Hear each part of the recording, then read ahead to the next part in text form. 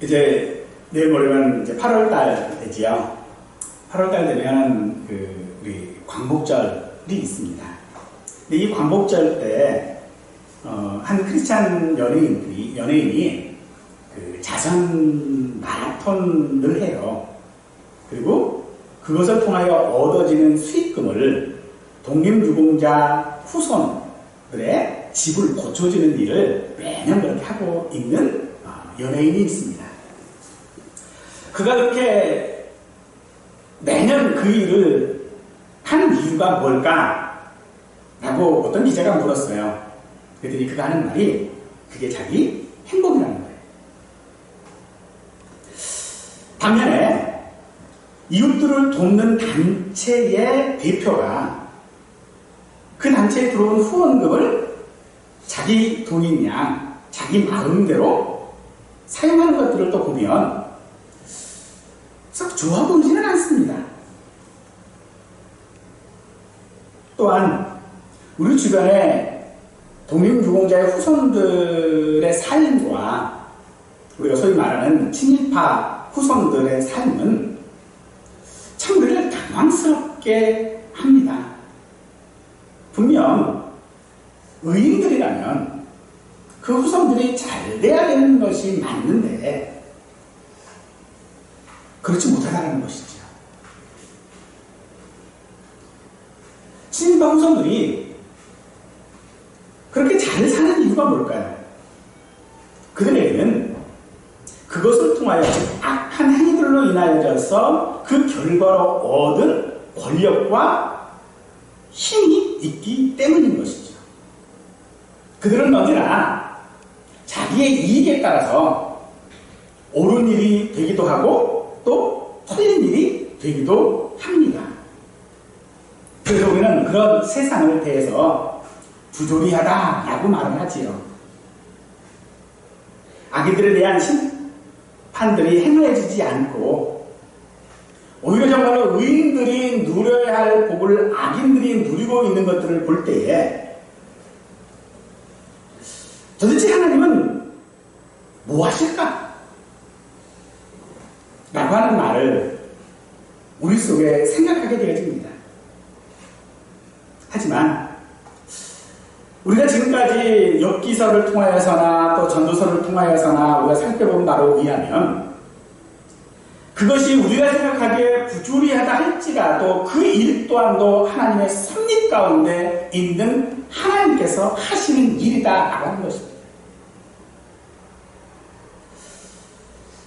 하나님께서 하시는 일, 그럼에도 불구하고 우리는 왜 하나님이 그런 부조리한 일들을 내버려 두시고 또 그렇게 되어지도록 하고 계시는지 따질 만한 지혜도 우리에게는 없습니다. 그저 우리가 할 수 있는 일이라고 한다면 그냥 하나님 앞에 불평하는 일이고 원망하는 일이고 하는 거겠죠.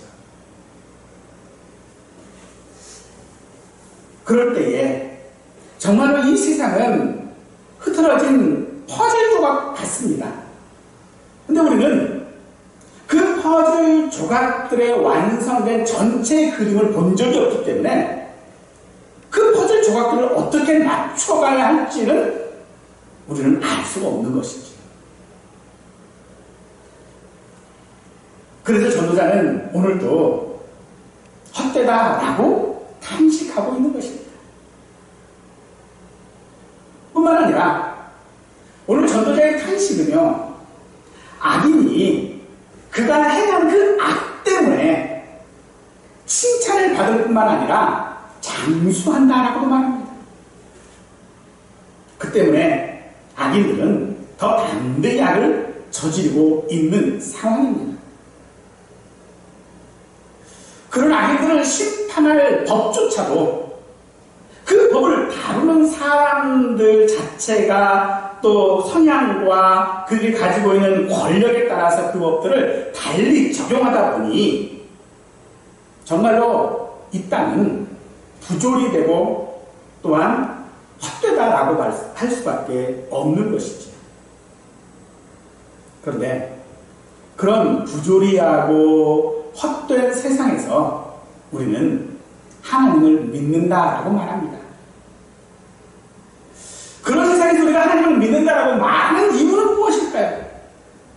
그건 분명 하나님을 경외하는 사람은 잘 되고 그렇지 못한 사람은 그림자 같은 인생을 살다가 그저 망할 것이다 라고 하는 우리의 믿음 때문일지도 모릅니다.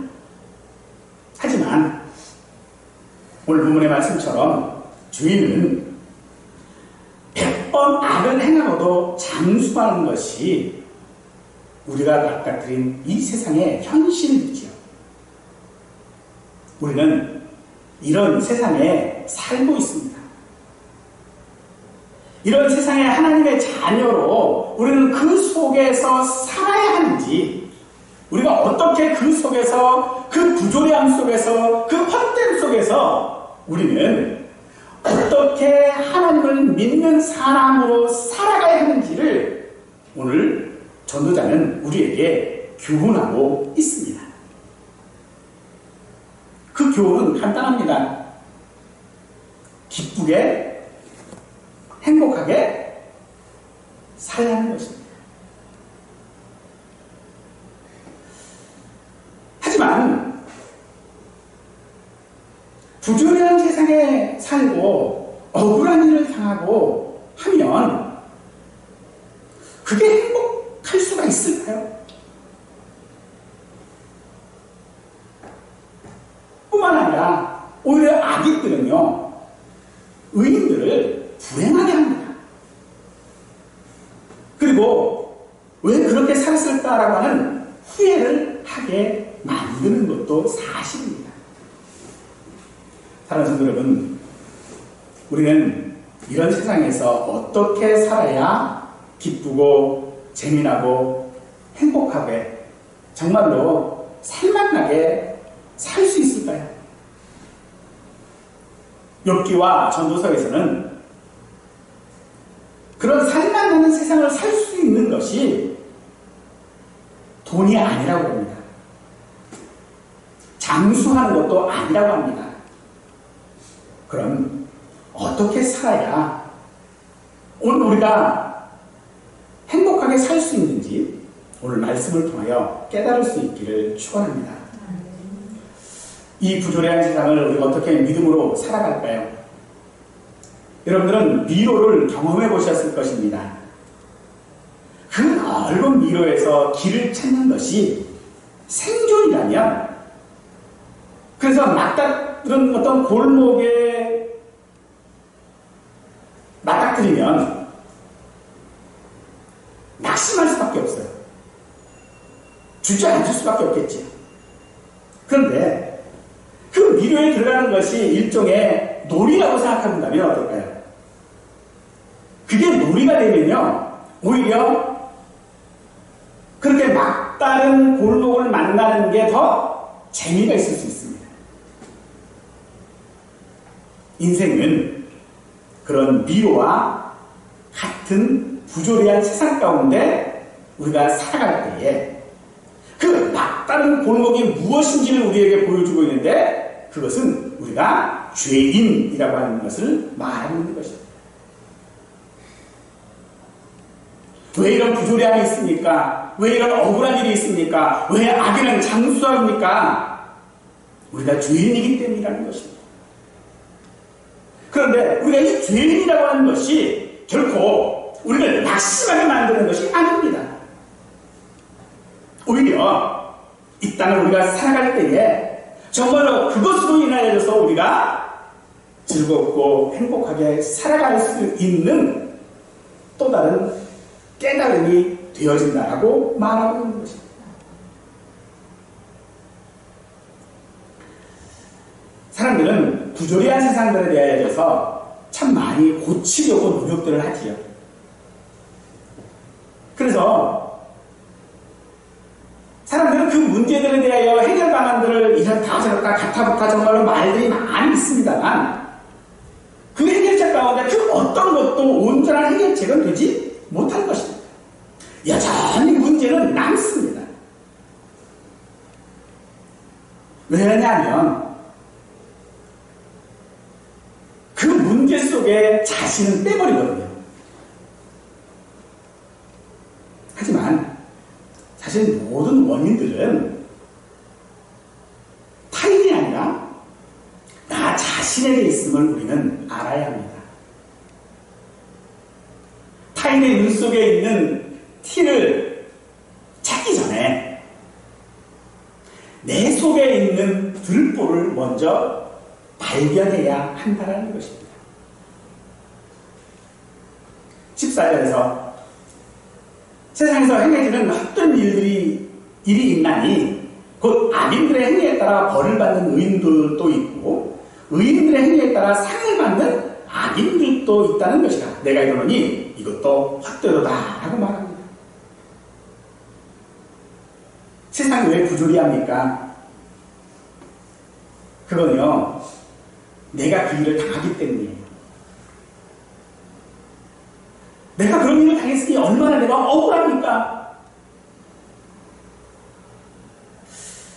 누구나 다 그런 인생들, 그런 시점에서 이런 고통들은 현실과 씨름한 적이 우리에게는 너무나도 많습니다. 그래서 때로는요, 내가 이 땅에서 선함을 가지고 살아가고 의로움을 가지고 살아간다고 해도 결코 그것에 대한 보상이 따르지 않고 오히려 악은 처벌받지 않고 있음에 대하여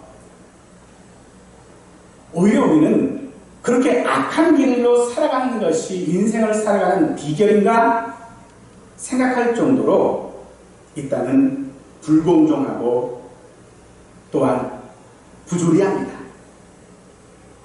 그 책임이 누구에게 있습니까? 그 책임은 우리가 죄인이라는 데에 있는 것입니다. 우리 사람의 가치는요,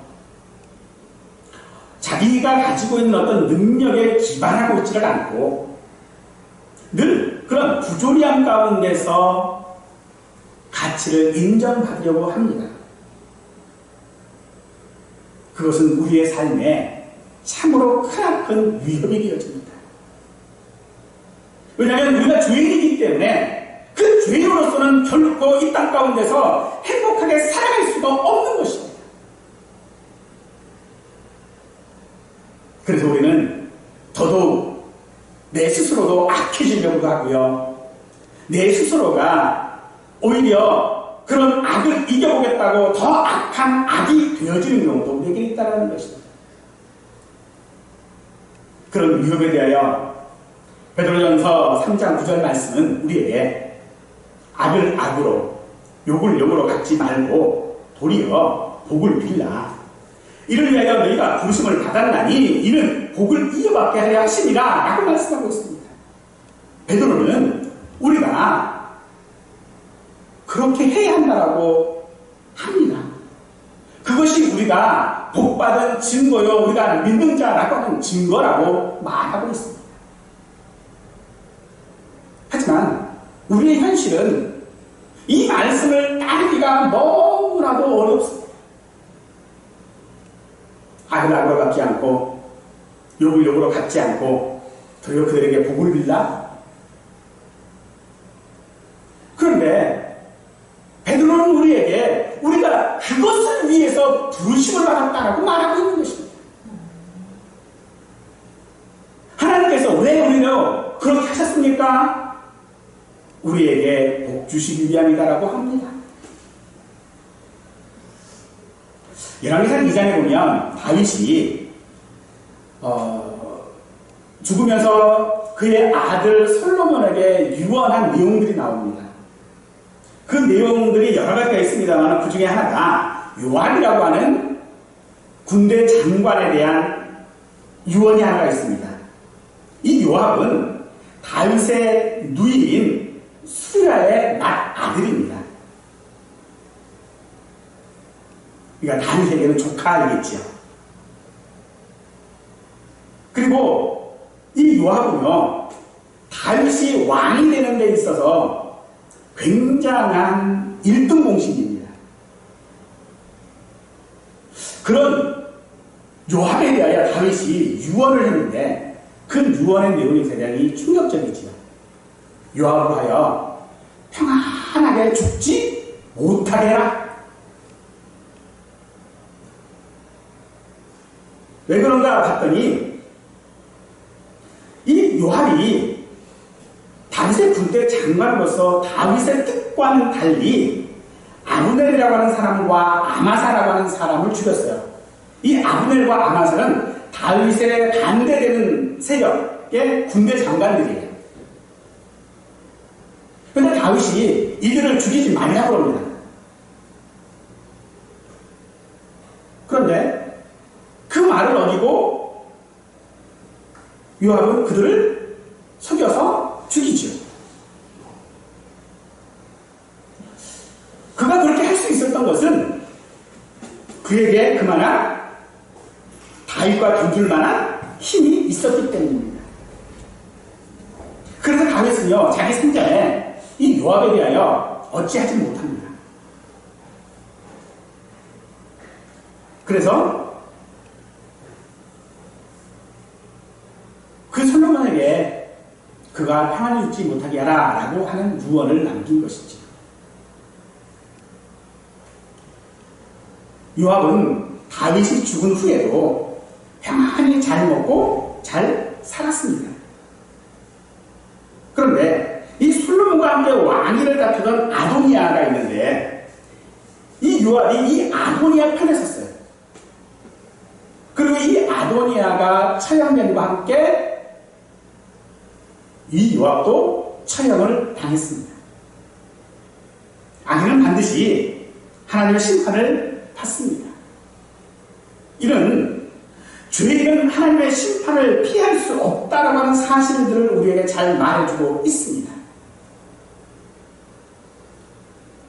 그럼에도 불구하고 왜 아비들은 악을 행하는 일에 있어서 담대할까요?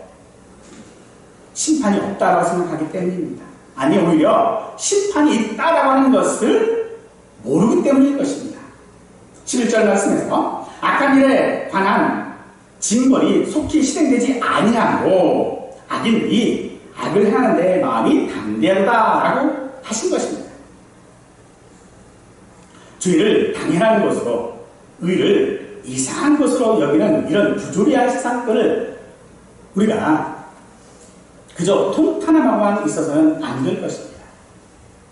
만약 다윗이 그 아들 솔로몬에게 요압에 대한 유언을 하지 않았다면 요압은 죽지 않았을 것입니다. 그러나 유언을 통하여 다윗은 요압을 심판하게 되어진 것이죠.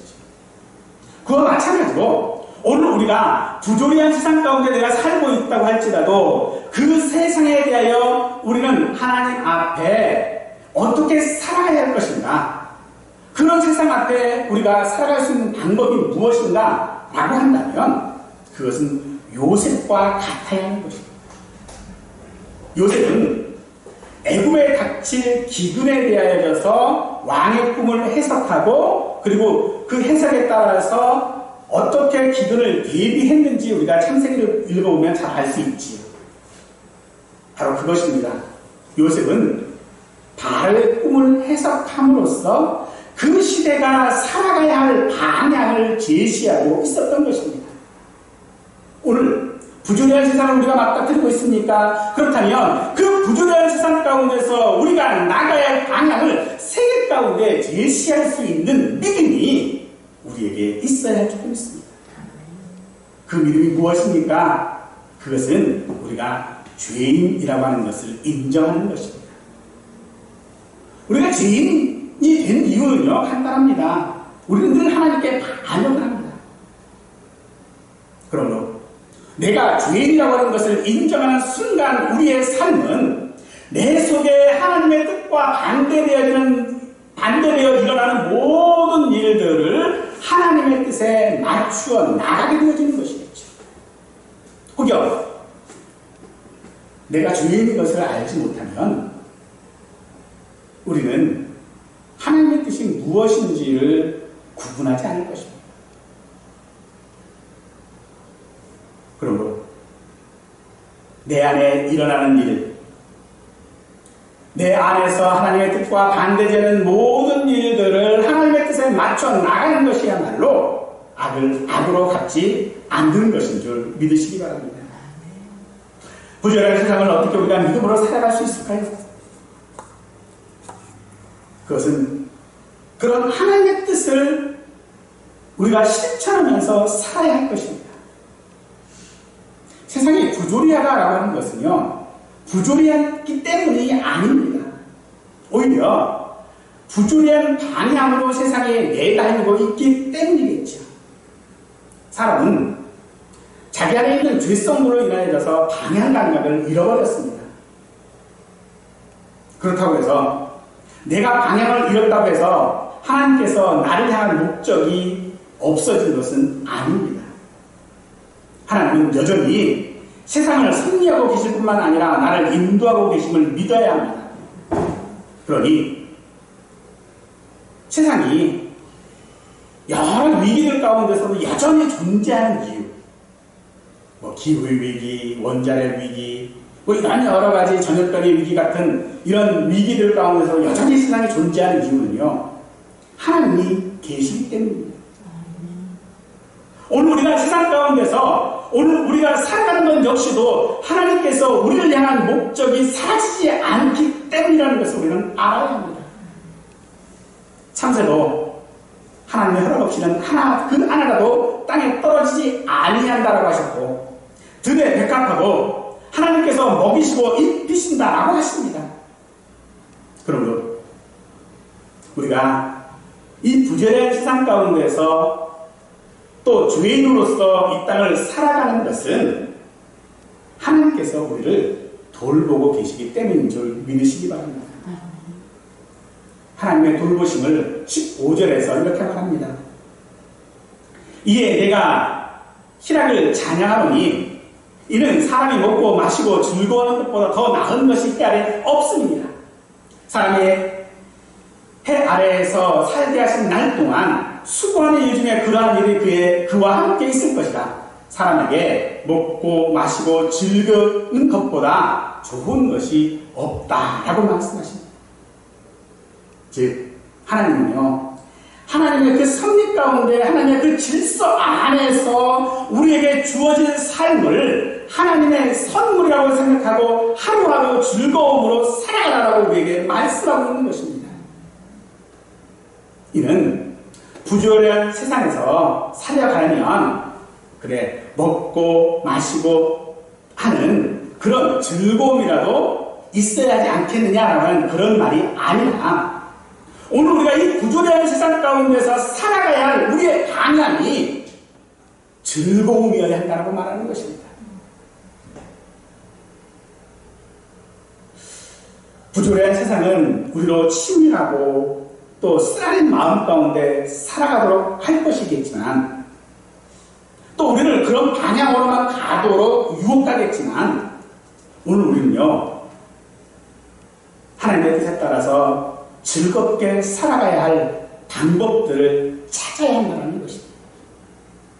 그 방법이 먹고 마시고 즐거워하는 것일 수도 있고요. 그 방법이 내 나름대로 여러 가지 것들을 찾아다닐 수도 있겠지만, 결국은 그 모든 가운데서 우리는 하나님 앞에 우리의 태도가 항상 즐거움이어야 한다는 것입니다. 하지만 우리는 잘 그렇게 하지 못하겠지요. 당장 내 앞에 닥친 억울한 그런 부조리한 가운데서 내가 즐거울 수 있는 것인가? 사실 그렇게 잘 하지 못합니다만, 그렇게 하지 못하는 것은요, 우리에게 그런 한계가 있기 때문입니다. 그래서 오늘 우리가 그 방향, 즐거움을 가지고 살아가려면 우리는 하나님의 은혜를 구해야 하는 것입니다. 예수님께서 우리가 하나님께 구해야 하는 것 중에 일용할 양식을 위해서 기도하라고 우리에게 가르쳐 주셨습니다. 그러나 이 기도는요, 단지 우리가 먹을 것을 위하여 기도하라라고 하는 그런 의미만 있는 것은 아닙니다. 오히려 그 의미 가운데는요, 우리가 하루를 살아갈 수 있는 하나님의 은혜를 구해야 한다라고 말하고 있는 것입니다. 이것은 곧 우리가 모든 사람들이 하나님의 섭리 가운데 있음을 믿고 열심히 살아가는 것이 우리가 믿음으로 사는 것이다라고 말씀하고 있는 것입니다. 나은 사람 바르게 살아간다고 세상이 어찌 좋은 방향으로 갈 수 있겠습니까? 그러지는 못할 것입니다. 그런데 하나님은요, 우리가 그렇게 살기를 기대하십니다. 이 사실을 신명기 5장 10절 말씀에서 나를 사랑하고 내 계명을 지키는 자에게는 천대까지 은혜를 베푸느니라 라고 말씀하십니다. 하나님께서 은혜를 베푸시는 것은 우리가 하나님을 사랑함으로 온전치 못할 것을 알면서도 계명을 지키되 그 계명을 온전히 지키지 못하는 것을 알면서도 우리가 하나님 앞에 죄인인 것을 알면서도 하나님 앞에서 은혜를 구하고 있으니 또 그렇게 은혜를 구하는 것이야말로 하나님이 우리에게 기대하는 것이다라고 말씀하시는 것입니다.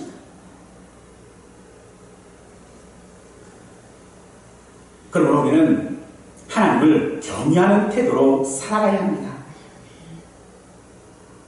하지만 우리는 이 땅의 그런 부조리한 가운데서 살아갈 때에 하나님이 우리에게 너무 무관심하다, 또 우리에게 너무 무기력하다, 우리에게 너무 소극적이다라고 생각할 수 있습니다. 그래서 우리는 일상에서 그런 부조리한 가운데 늘 그것들을 접하고 나면 너무 쉽게 하나님을 잊어버리는 경향이 우리에게 있습니다. 또 혹시 하나님이 내게 은혜를 베푸신다 하더라도 너무 늦게 베푸신다라고 생각합니다. 그래서 우리는 어떤 일이 생기면 하나님 앞에 일용할 양식을 구하는 것처럼 기도하지 않고요, 그냥 내가 먼저 일을 버리고 내가 먼저 그냥 해결해 버립니다. 그리고 하나님의 섭리를 너무 멀게만 생각합니다. 그래서 우리는 하나님께 일용할 양식을 위하여 아예 기도하지 않습니다.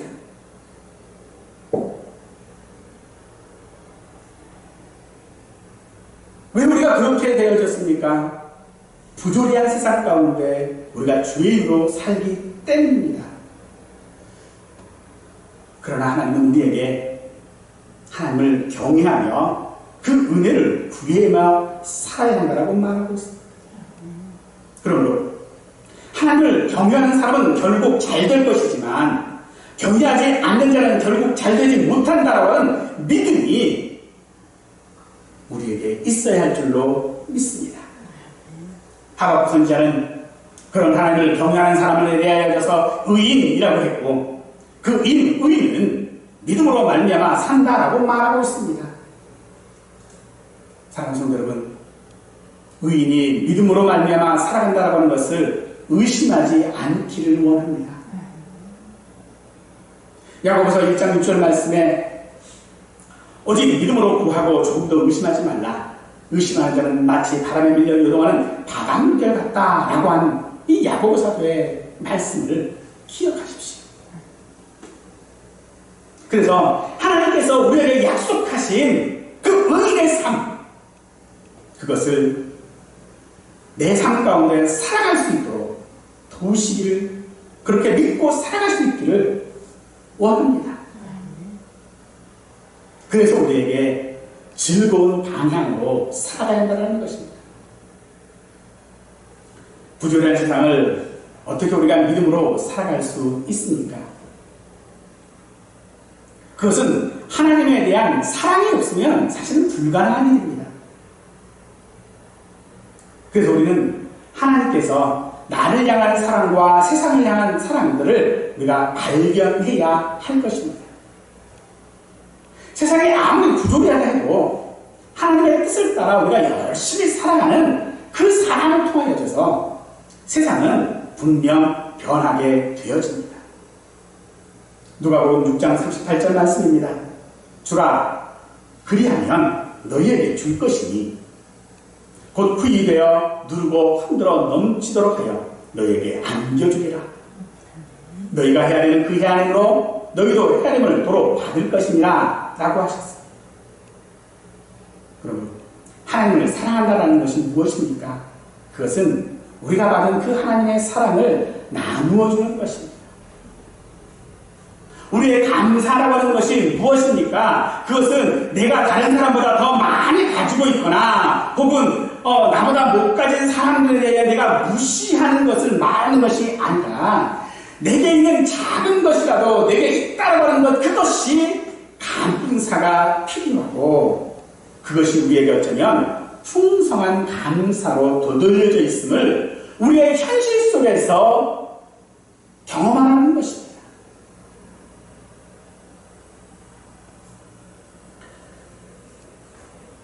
예수님께서는요,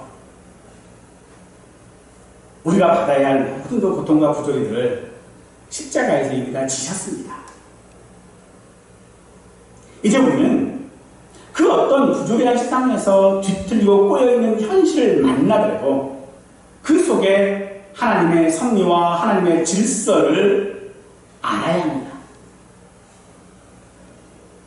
그러므로 우리가 죄인이지만 우리는 더 이상 세상의 부조리 때문에 그 어떤 고난에도 더 이상 그 죄 때문에 정죄받지 않습니다.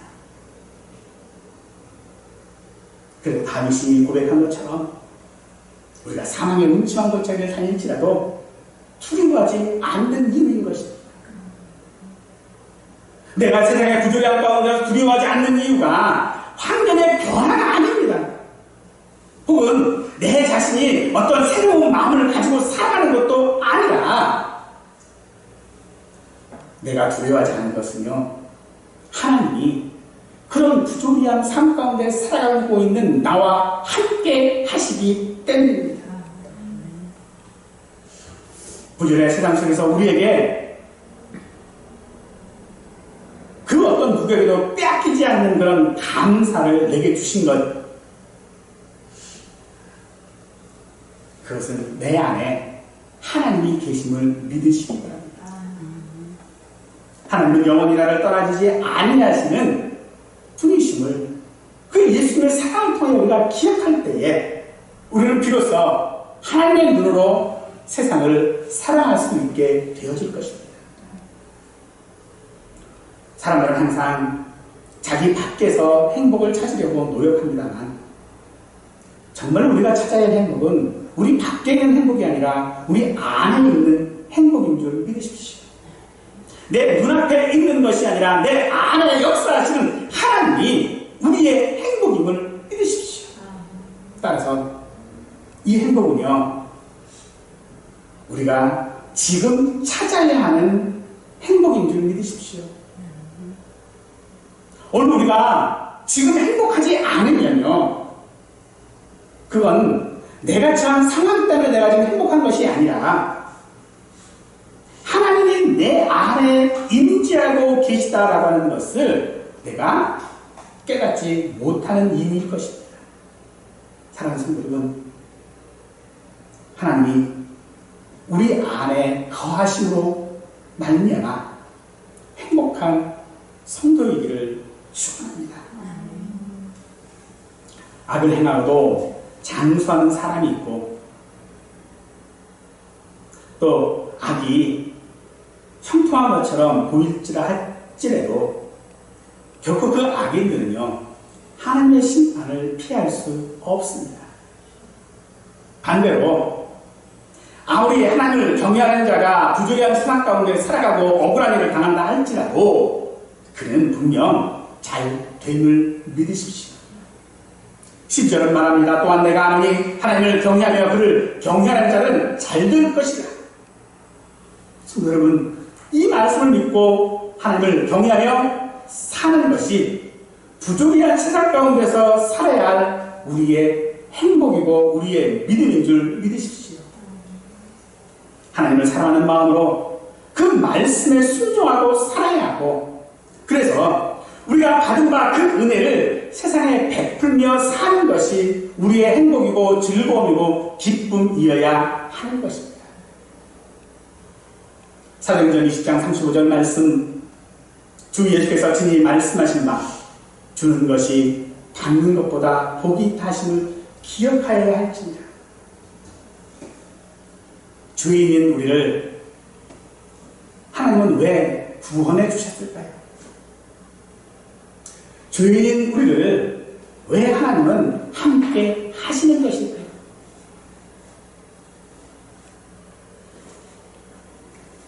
우리가 하나님이 하시는 일에 어떤 도움이 되기 때문도 아닙니다. 우리에게 그럴 만한 어떤 공로가 있어서도 아닙니다. 하나님께서 우리를 구원하시고 우리와 함께 하시는 이유는요, 그게 하나님의 행복이기 때문입니다. 또 하나님은 우리 아버지이시기 때문입니다. 주인인 우리에게 하나님의 은혜가 있어야 우리가 사는 것 같이, 우리가 이 땅 가운데서 행복하기 위하여 우리가 받은 은혜를 베푸는 삶을 살아야 우리가 행복한 것입니다. 이것이 우리에게 사실이기를 원합니다. 하나님께서는요, 미래뿐만 아니라 지금도 우리를 위하여 좋은 것을 예비하셨습니다. 그러므로 우리는 하나님께서 우리에게 정하신 한계 안에서 그 한계에 이르도록 열심히 살아가야 합니다. 그래서 우리가 해야 하는 일은요, 그 한계 안에서 하나님께서 내게 베푸신 그 은혜를 세상에 베풀며 살아가는 것, 그것이 오늘 우리가 행복하게 살 수 있는 길임을 믿어 저와 우리 모든 성도들이 매일매일이 행복할 수 있기를 간절히 축원하겠습니다.